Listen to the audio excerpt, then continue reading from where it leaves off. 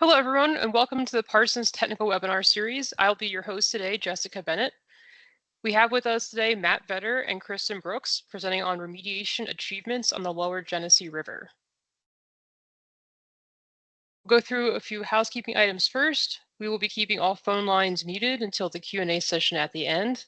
You can enter a question at any time in the chat feature, or you can hold on to it until the Q&A at the end, and you can ask it live if you would like.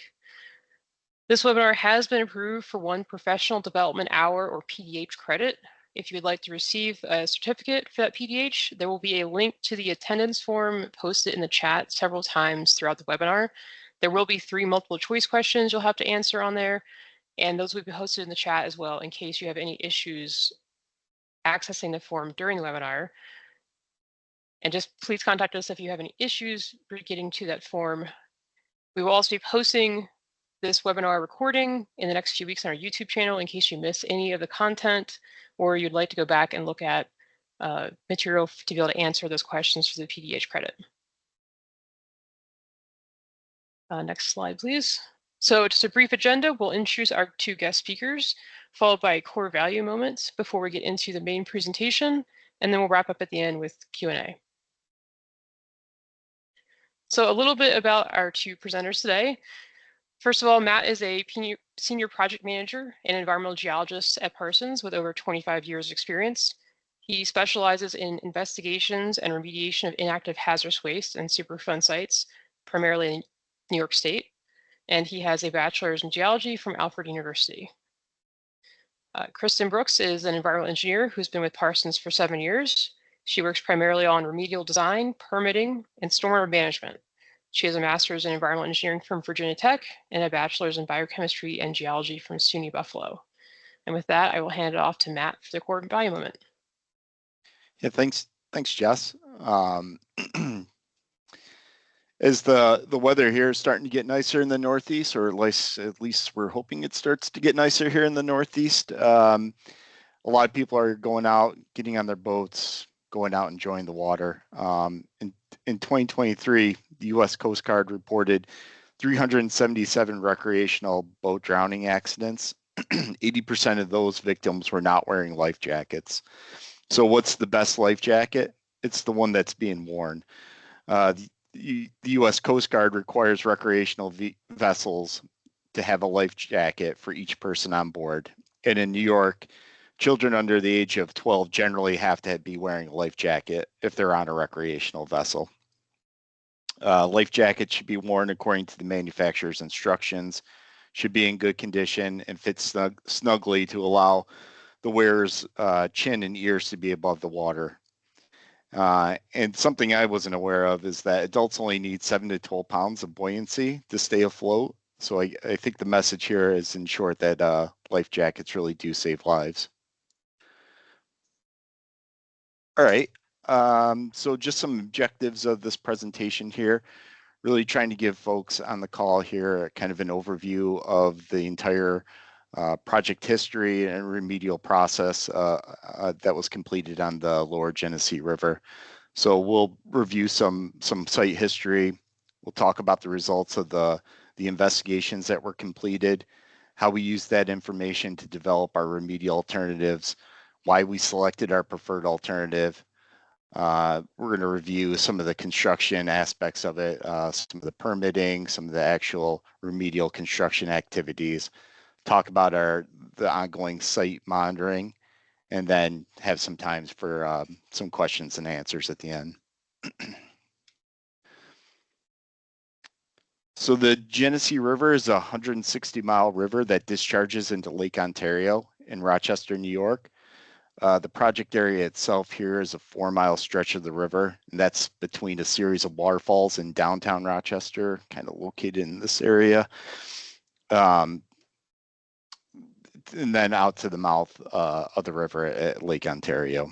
The average width of the river within the study area is about 300 feet, and the discharge is about 2,900 cubic feet per second. It's also located in the Rochester embayment that was designated an area of concern under the U.S.-Canada Great Lakes Water Quality Agreement. And just some notable features here.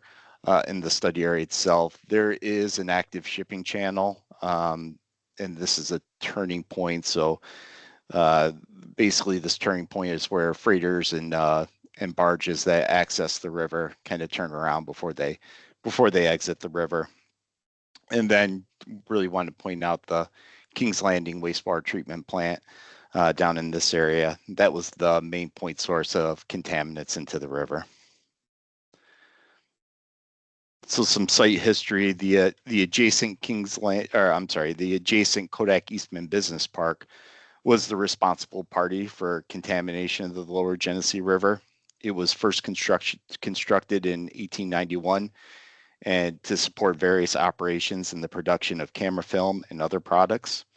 It filed for bankruptcy in 2012, and the Eastman Business Park Environmental Trust was established to fund environmental response actions in relation to pre-existing contamination associated with the historic releases from the Eastman Business Park, including releases to the lower Genesee River. And as previously noted, Kings Landing wastewater treatment plant was the main point source of contamination into the river. It was constructed in 1957 and upgraded in the 1970s in response to the Clean Water Act. Prior to 1957, contaminants were discharged directly into the river. And then just a real quick timeline of the major project milestones. Parsons began work on the project starting in 2015 and completed substantial construction activities in 2021. There was some restoration activities that were completed in 2022, and Parsons has been conducting monitoring tasks since the completion of remedial construction activities. A multi-phase RUCRA facilities investigation was completed at the site to define the nature and extent of contamination within the river and its adjacent wetlands, including bathymetric and geophysical investigations, collection of sediment samples and surface water samples, various biological assessments and tissue collection, toxicity testing, and hydrodynamic and sediment transportation modeling.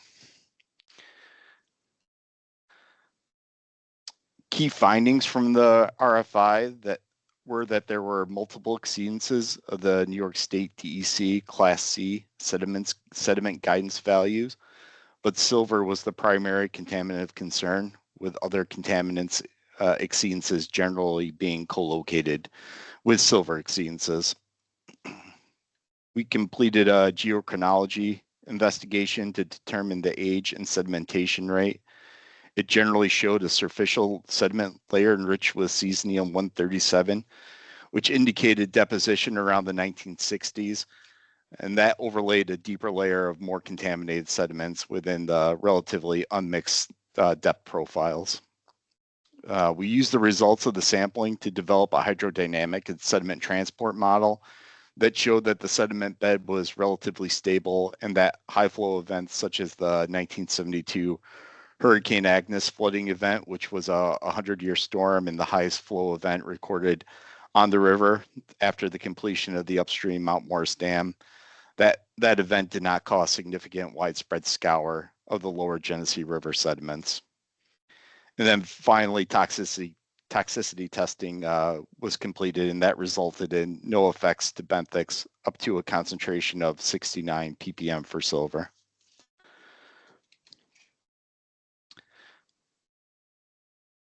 To further assess the remedial alternatives, additional data was collected during 2 supplemental field investigations. Additional data collected included the collection of additional river and wetland floodplain sediment samples to further delineate silver contamination.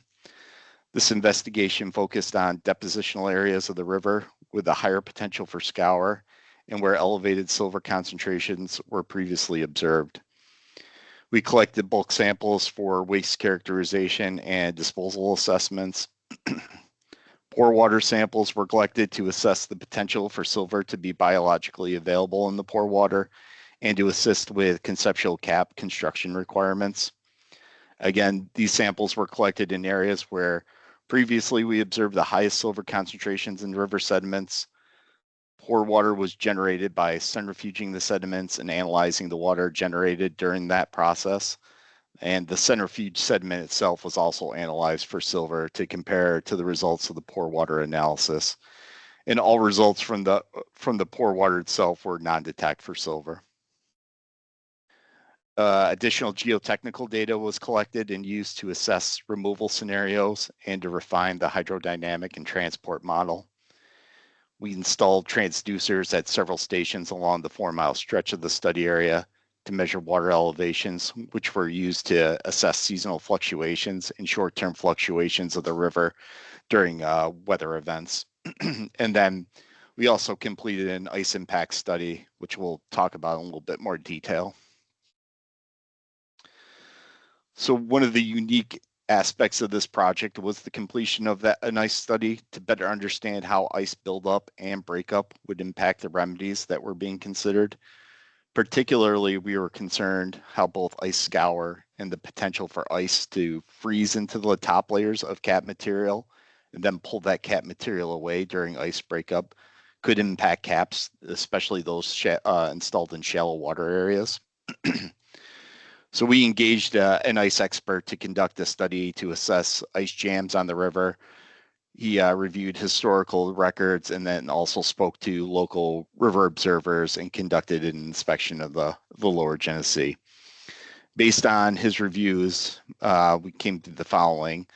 There was been a limited number of ice jams on the river since the construction of the Mount Morris Dam, because that generally controls the flows in the river.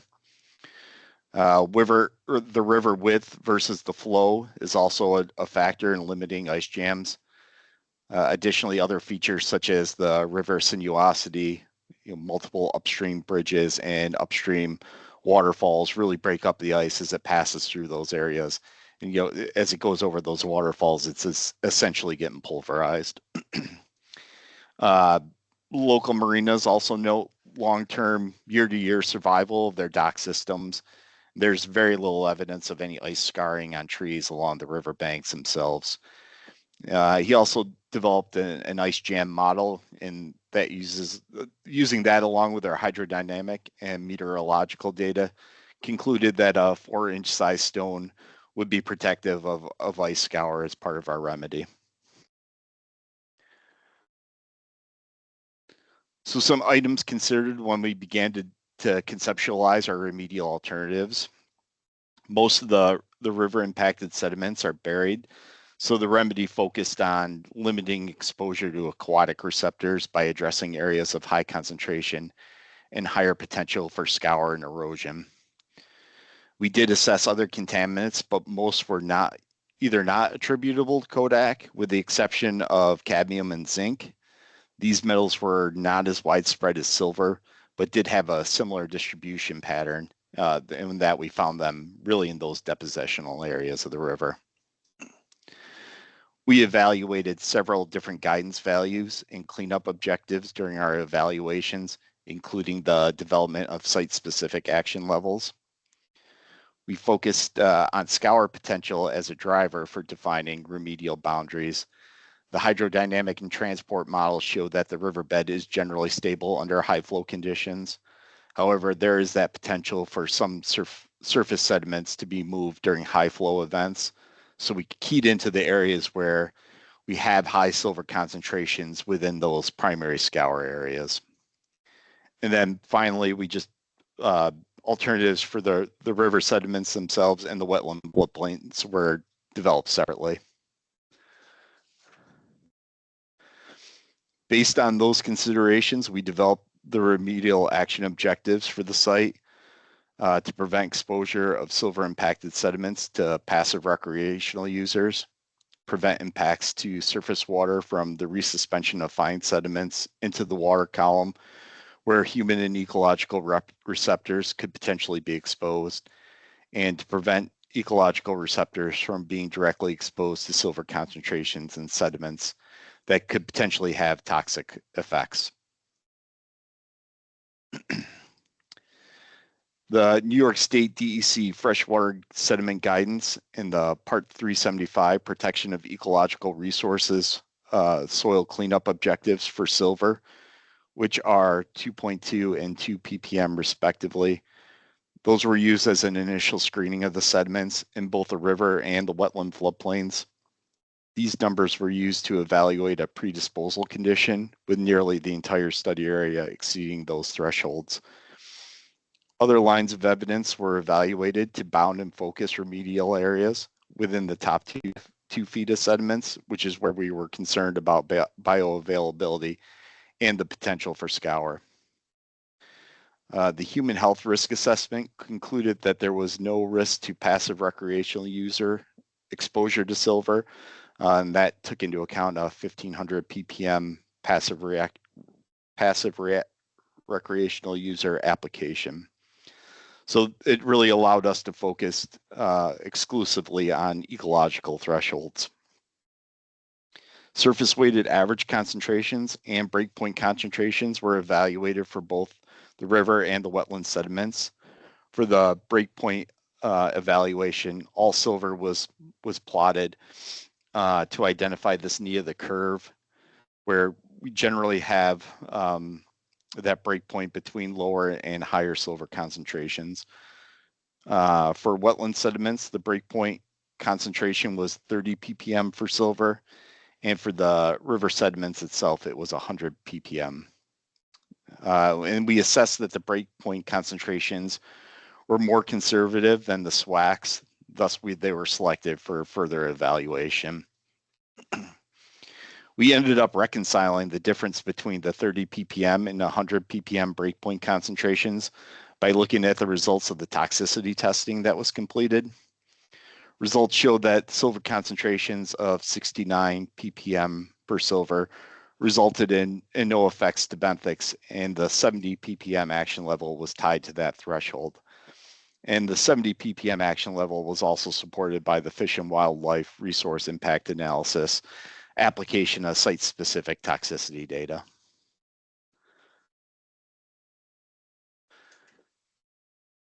As previously noted, remedial alternatives for the river and the wetlands were developed separately.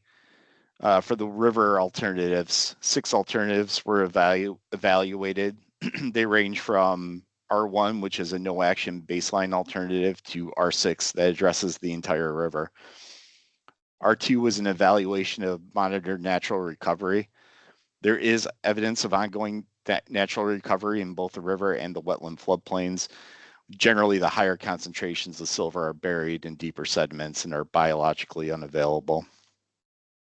R3 through R5 included several sub-alternatives for cap only and dredge and cap alternatives of the various site-specific action levels that were discussed in that previous screen, and also took into account various scour potentials.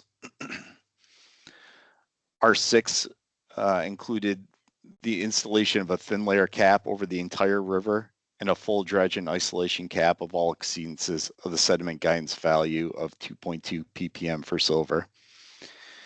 It was determined that alternative R4B provided the best balance of risk reduction, long-term protectiveness, implementability, and costs.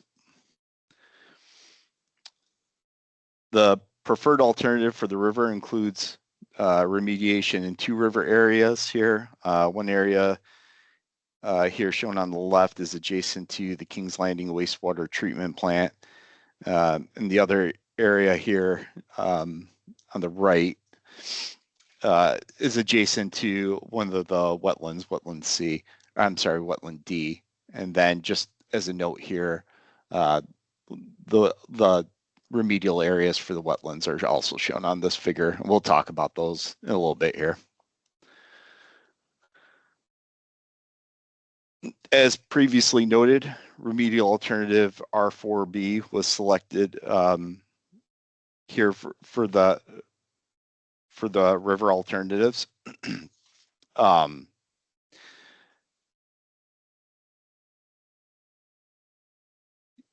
This resulted in about a 4-acre removal area. The top 2 feet of the material was removed. What it generally did was stabilize areas that had exceedances of that 70 ppm action level within primary scour areas. You can kind of see here, we didn't dredge in this area, the scour area potential here, just because we didn't have exceedances of that 70 ppm action level. And this alternative also included long-term monitoring.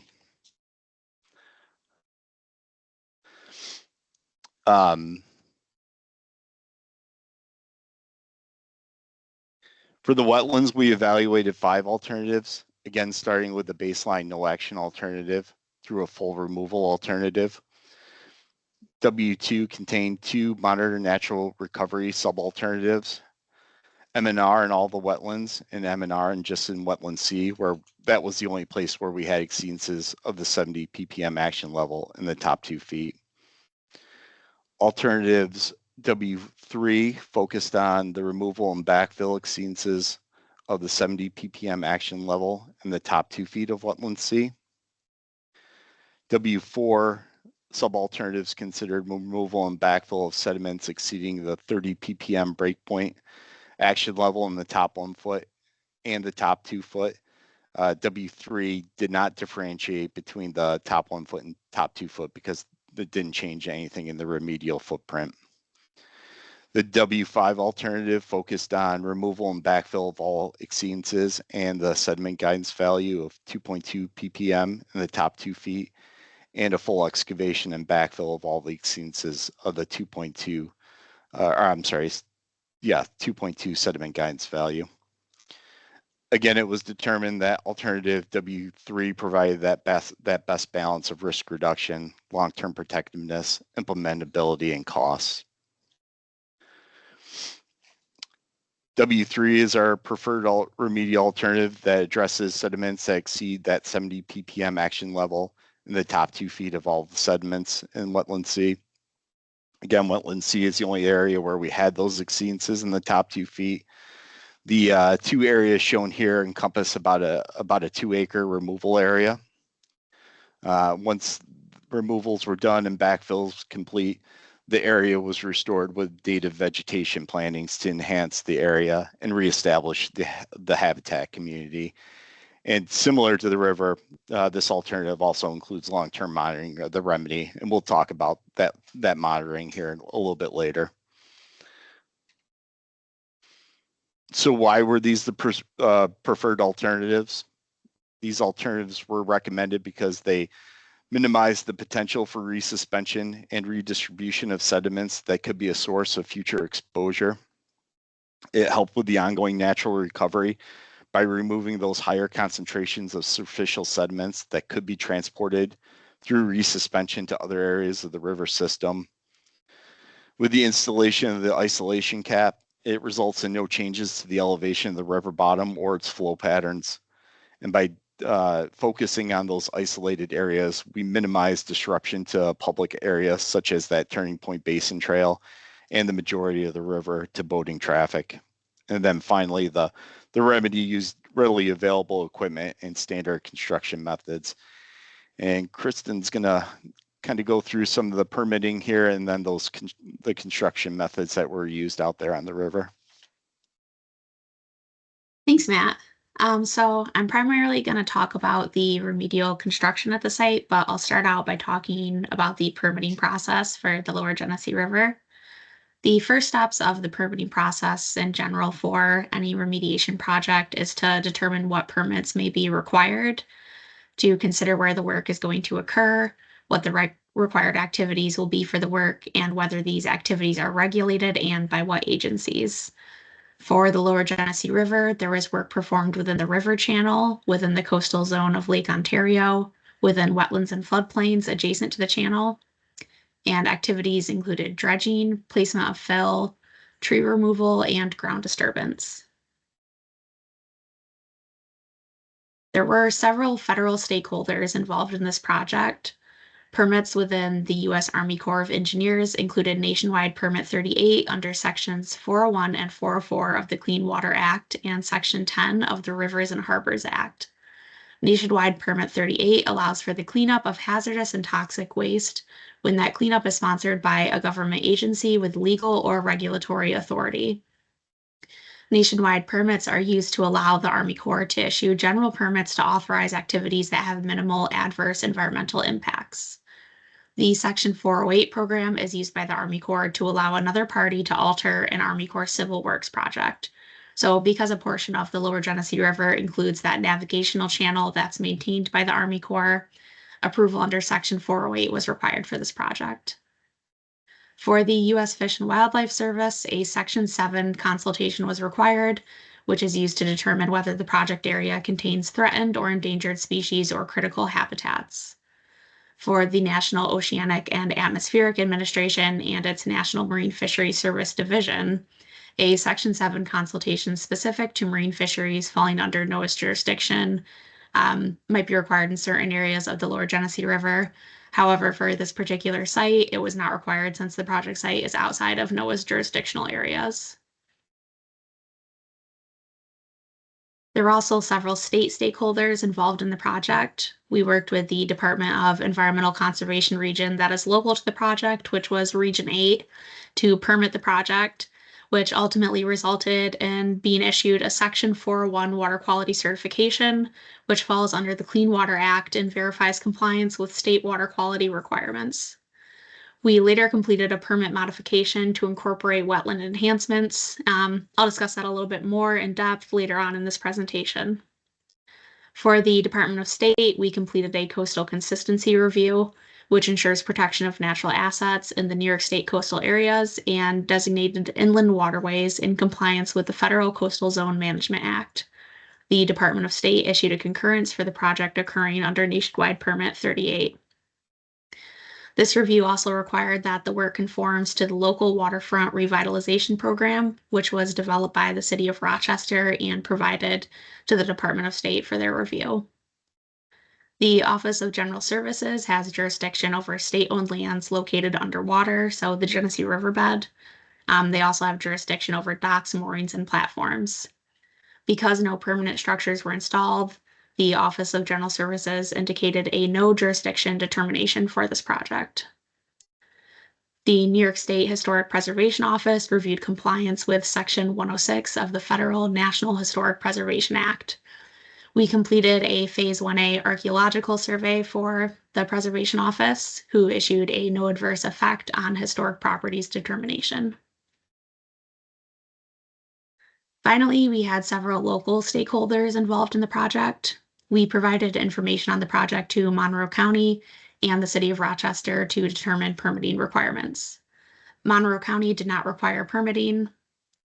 The city would typically require permitting. However, since the substantial requirements of this permitting was already met through some of the other permits involved in the project, some of these select permits through the city were not required.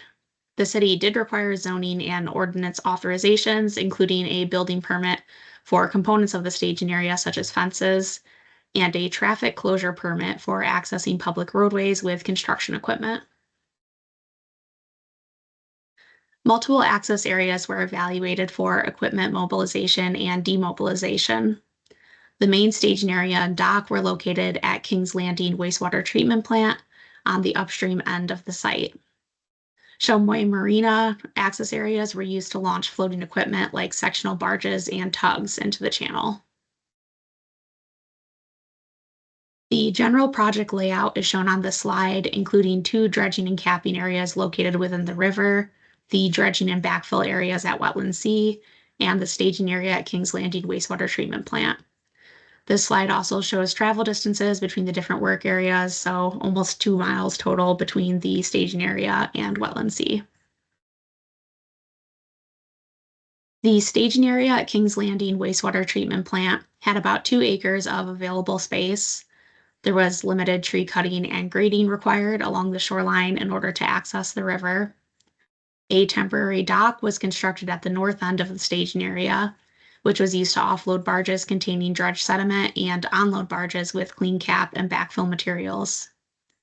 2 temporary sediment processing pads used for dewatering dredged sediment and a water treatment plant with an underlying pad were constructed at the southern end of the staging area.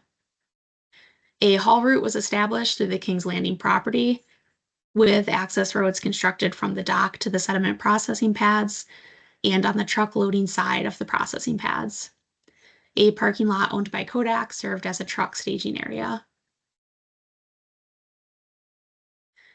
Here are some photos showing construction of the components discussed in the previous slide. The temporary dock consisted of steel sheet piles driven into the river bottom and reinforced with steel whales and tie rods. The dock structure was then backfilled with number 2 crushed stone and overlaid with timber mats.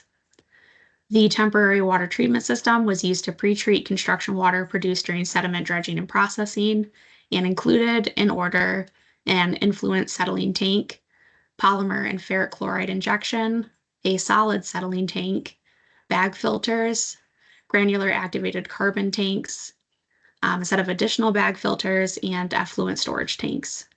The system discharged to the Kings Landing wastewater treatment plant for further treatment of the construction water.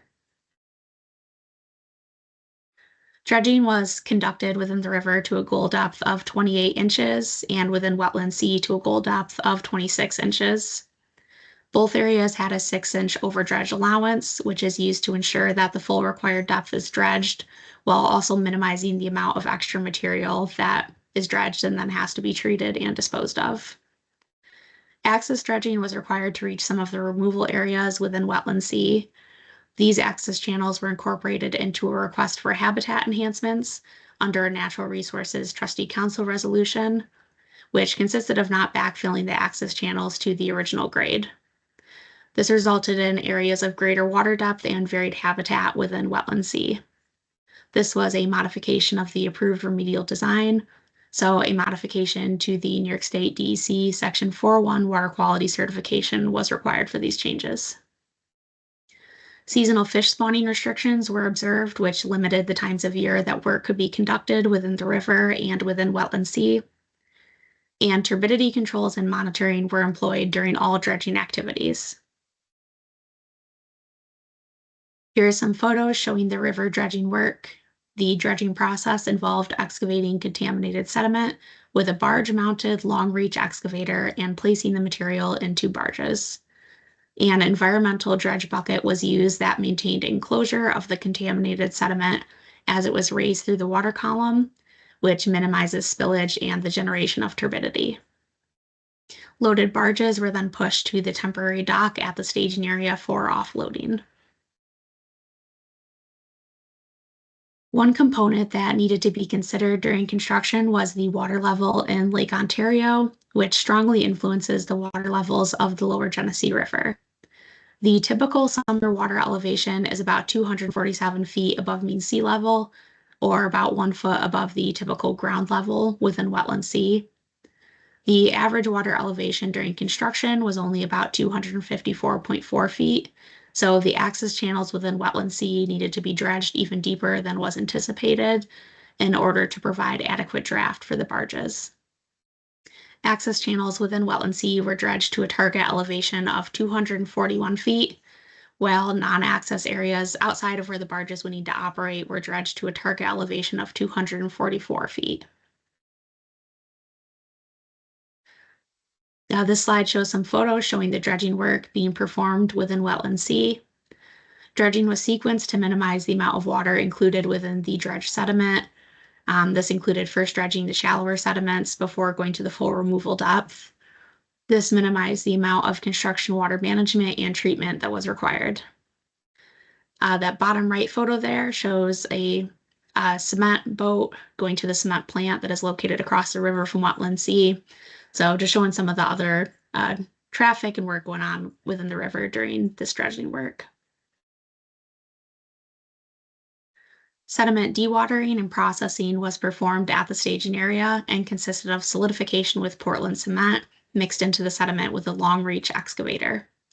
A paint filter test was conducted on each batch of solidified sediment to ensure there were no free liquids before treated sediments were loaded into haul trucks. Sediment was disposed of at the Seneca Meadows landfill located in Waterloo, New York. Construction water was pre-treated at the temporary water treatment plant and then discharged to Kings Landing wastewater treatment plant. This slide shows a few photos of the sediment processing work. In total, 2,550 tons of cement were used, 46,000 tons of sediment were disposed, and 272,000 gallons of water were treated and discharged. A multi-layer cap was placed within the dredged riverbed areas. In general, the final cap surface matched pre-dredge riverbed elevations. Wetland C was backfilled with sand and topsoil within non-access channel areas and backfilled with just sand within the access channel areas. Local quarries were utilized for material sourcing where possible. And as with the dredging work timing restrictions for fish spawning were observed, and turbidity controls and monitoring were employed. Here is a diagram of the isolation cap design. The cap included an erosion protection and habitat enhancement layer consisting of fine gravel and a chemical isolation layer consisting of sand, which together serve to protect the water column from underlying contaminated sediments. The fine gravel was sized and selected based on the specific hydraulic conditions of the lower Genesee River in order to provide scour resistance during flood events. All backfill material was tested for contaminants prior to placement. Because of the presence of infrastructure related to Kings Landing wastewater treatment plant at AOC 1, portions of AOC 1 were reserved as cap-only areas or as areas that would not be either dredged or capped. Cap-only areas were located alongside the sheet pile retaining wall located on the riverbank adjacent to Kings Landing structures, and the no cap and no fill areas, no cap and no dredge areas were located above the existing storm outfalls and other piping associated with the plant. The sheet pile wall adjacent to Kings Landing was surveyed prior to, during, and after intrusive work at AOC 1 to verify that the remediation work did not adversely affect the walls. These surveys consisted of visual surveys, photographic documentation, a drone video, and deflection surveying of 20 optical monitoring targets. Here is a diagram of the backfill design for Wetland C. Consistent with the Natural Resources Trustee Council request for habitat enhancements from varied water depth and habitat, the access channel areas were backfilled to a lower elevation than the original grade, and they were backfilled only with sand. The non-access areas were backfilled to approximately original grade and received both sand and topsoil. Here are some photos showing the capping and backfilling work. Imported capping and backfilling materials were delivered to the staging area and then loaded onto material barges, which were then pushed to the work area. Imported materials were then placed in the areas being restored using a barge-mounted long-reach excavator. Specialized equipment and processes were used to provide quality control during construction. This included a real-time kinematic global positioning system and associated software mounted to the environmental dredge bucket, which allows for the excavator operator to observe the exact dredge bucket positioning and the dredge depth achieved as they are working. This also included collection of core samples within placed cap and backfill areas to check that desired thicknesses were achieved.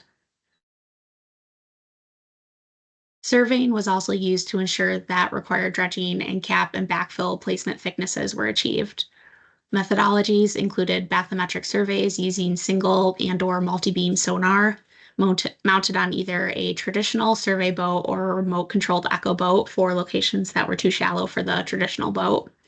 And GPS survey rod data was also collected in areas where the water was too shallow to conduct a bathymetric survey at all.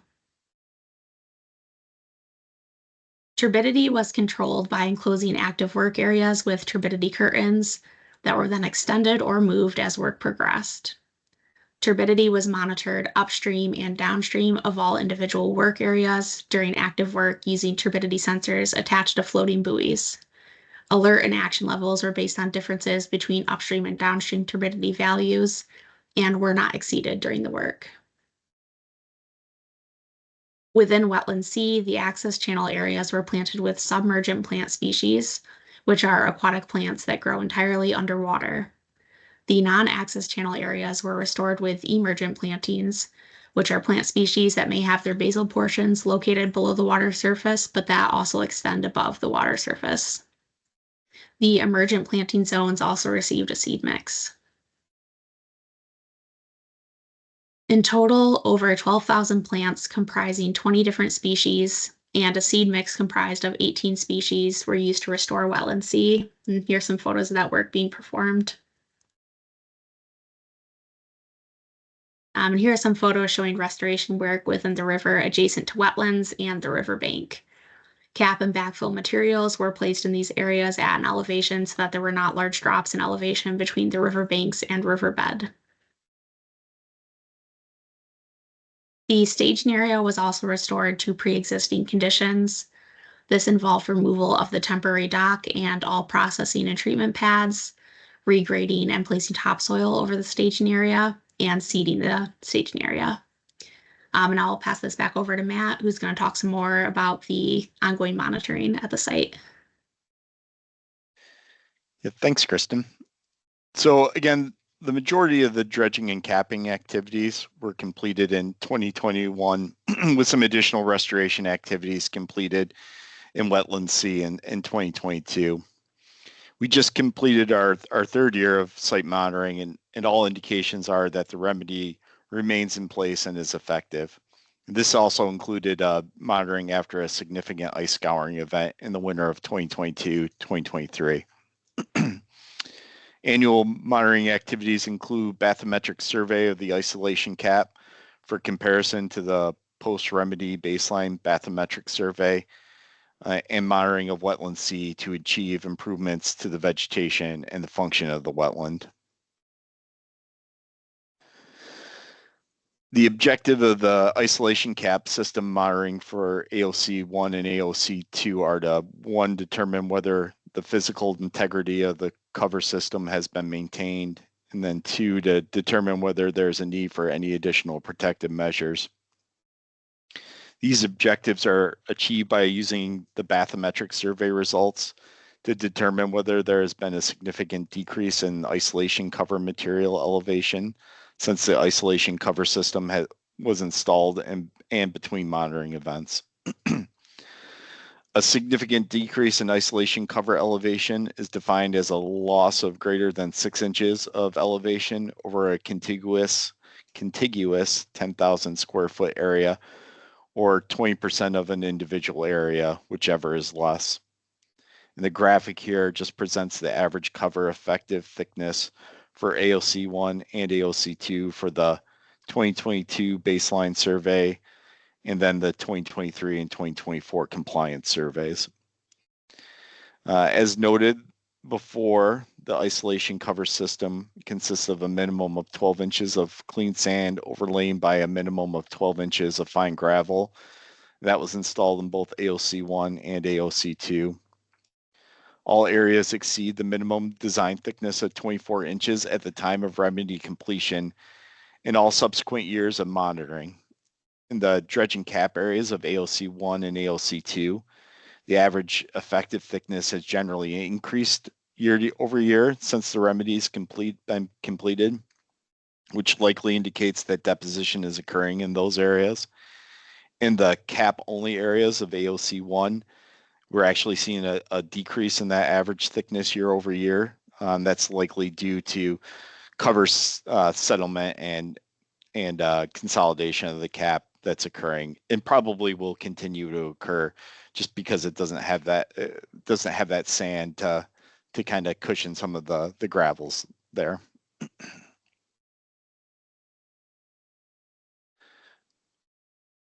Long-term monitoring objective for wetland sea was also was to achieve no net loss of wetland acreage and to maintain and or enhance the function and values that existed prior to the remedy.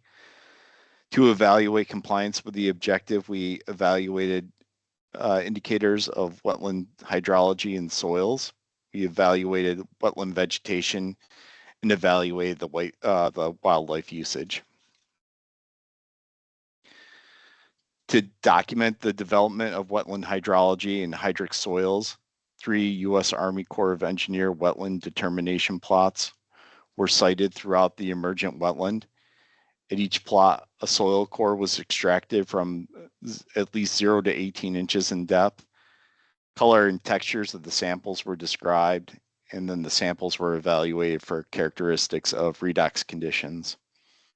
Results indicate that the hydric soils are developing at the site and the development of the primary hydric soil indicators is expected to continue over time. The most recent monitoring event determined that there were 28 species of wildlife that were recorded during by either direct observation, auditory observation, such as bird songs, and then wildlife signs, such as tracks or scat.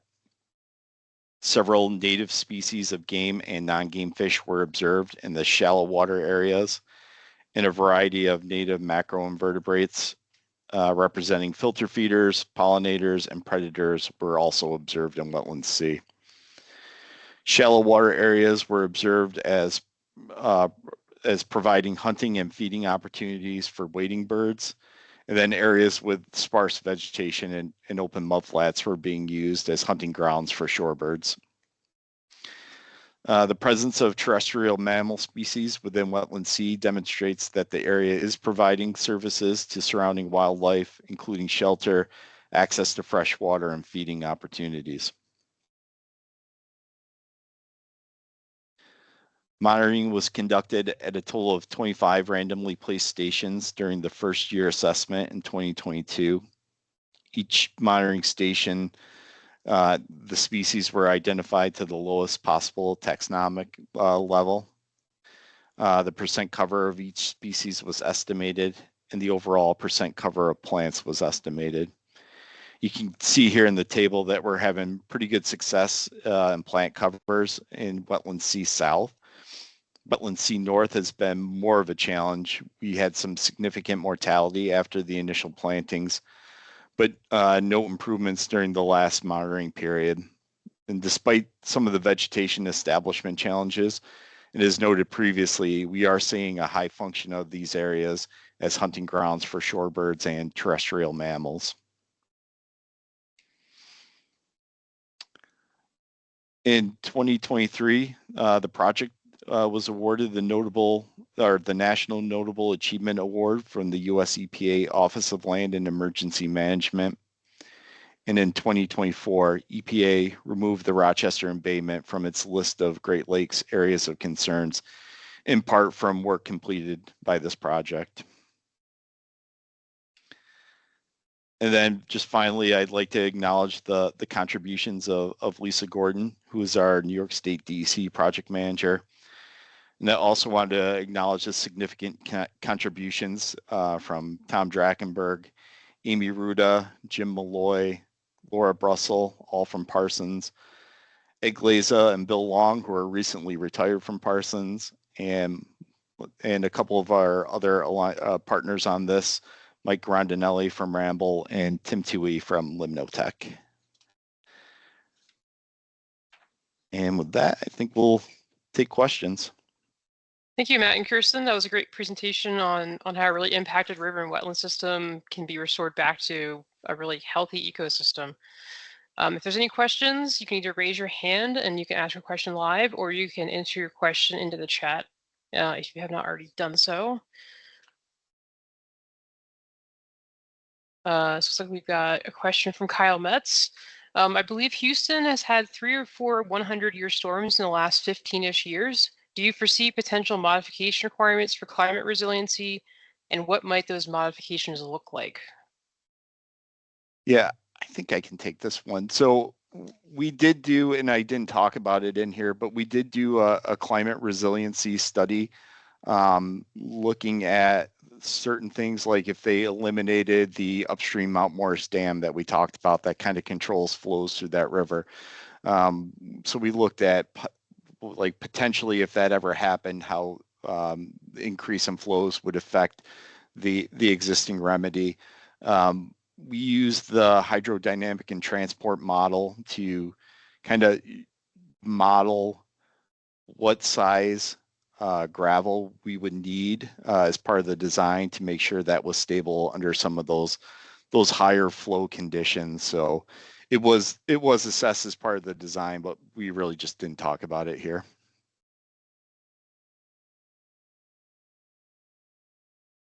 Okay, looks like we have a question from Carolyn Hillman. How were the sediment toxicity tests performed?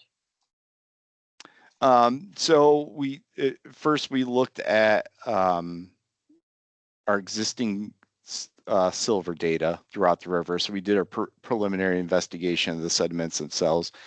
And then we looked, tried to get a range of different silver concentrations and went out to those locations again, collected additional sediments there, and then provided that to our toxicity lab. And they did both acute and chronic toxicity testing of those sediments. And we also analyzed those sediments that we collected again just for silver concentration and other parameters, just to make sure that the concentrations that we saw previously, where we targeted those areas, that kind of range was still there. And there was some differences to those range of concentrations, but I think we determined that we had enough variety of different concentrations that the toxicity testing could proceed.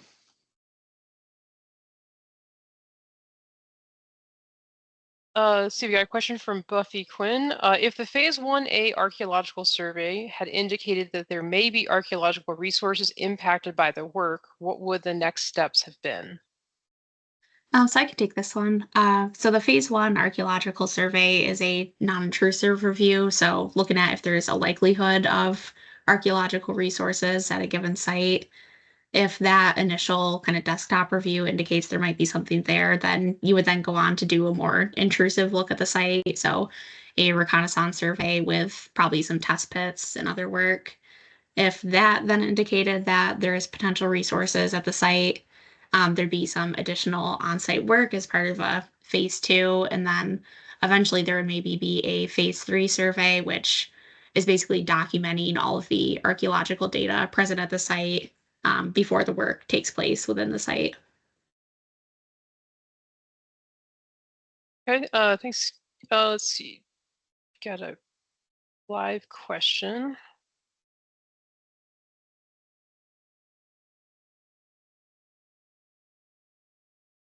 All right, Jim, you should be able to unmute your mic and ask your Got it. question. Yeah, thanks. Great presentation, Matt and Kristen. Very well presented and a lot of interesting stuff there. With the breakpoint test that you did, which was, I think 30 was the number that you had shown graphically. How was that breakpoint analysis done? So really, it was just we took all of our concentrations of silver and just plotted them on a graph, and then kind of looked at that, kind of where that knee of the curve fell.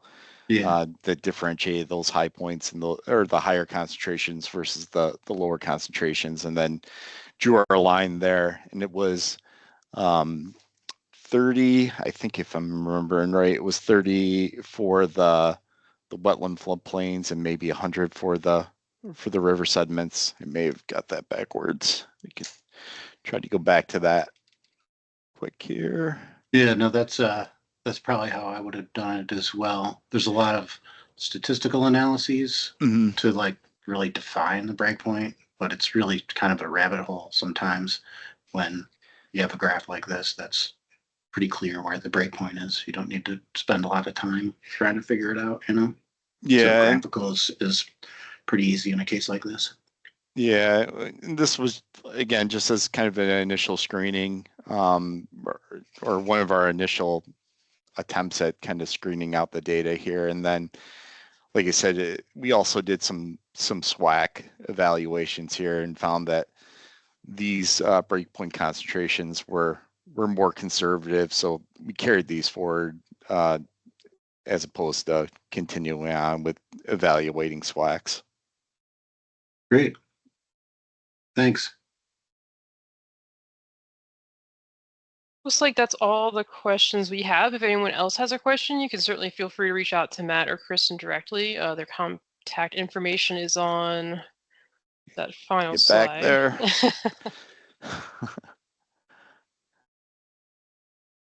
There you go.